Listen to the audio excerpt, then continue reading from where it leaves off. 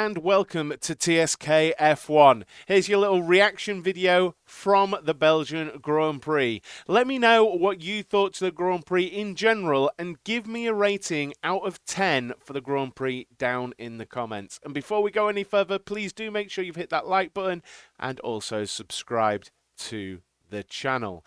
Now, what a race, really, considering it just had stories going on all over the place.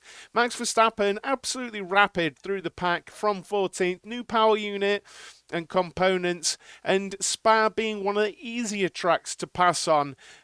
He just sliced through the field and ended up winning by some margin. Partly expected, really, with the strength of that Red Bull this season and having pretty much one of, if not the best driver on the grid in that car right now. It's just going to cut through, as we've kind of expected with Lewis and Mercedes in years past. But still, Verstappen has to deliver on the day. There is still that pressure. There are still many overtakes to be made. And he delivered like a world champion and world champion for his second soon enough, I think, should and would do. Perez, honestly, he did a job today, but his start, he lined up kind of aggressively, pointing towards Fernando Alonso, who gridded in third today. But Fernando Alonso is one of the strongest starters on the grid, and I think Perez was acutely aware of this, and he angled his Red Bull towards the inside of the grid, directly towards where Alonso was. And by the time he did get over there, Alonso was already side by side with him, and this allowed both of the Mercedes to pass right at the start. And really, the biggest incident of the day was up at the end of the Kemmel Straight into the chicane there, with Lewis Hamilton attempting to go around the outside of Fernando Alonso right at the start there. But in my opinion, Lewis Hamilton a bit unnecessarily squeezed Alonso on the right-hander of the chicane. And didn't leave enough space. Alonso didn't really have anywhere else to go. He didn't outbrake himself. He left the racing room. But Lewis, I'm told, he's sort of owned up to it and owned the incident. And fair play, I say.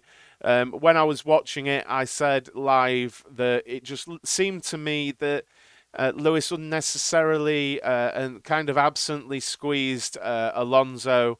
And really, Hamilton's been around long enough and raced Alonso long enough that it's a mistake you just don't expect to see from Lewis, in my opinion.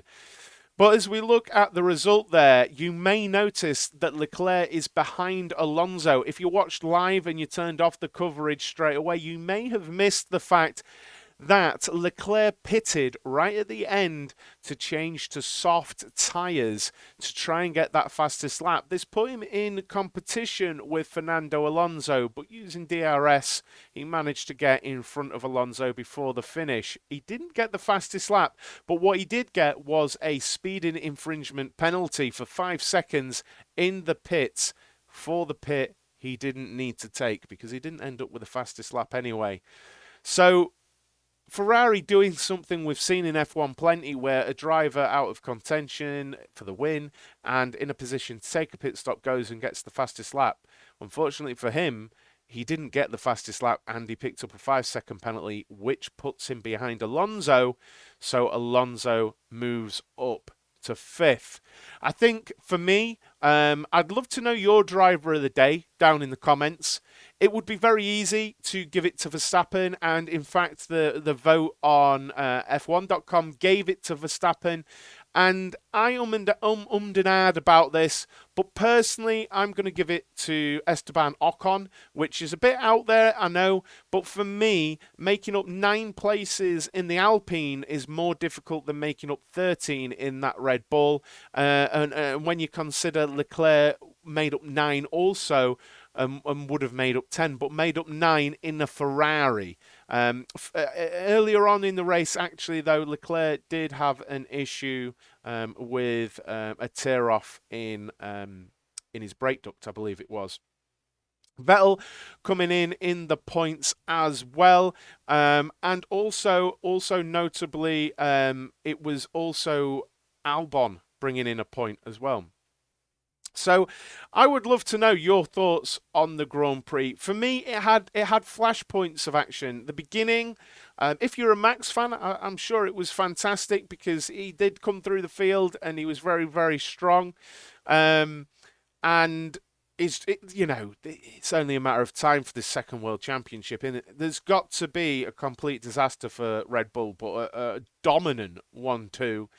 And we're going to tracks you would expect Verstappen and Red Bull to be strong at Zandvoort, and then I believe it's Monza straight after.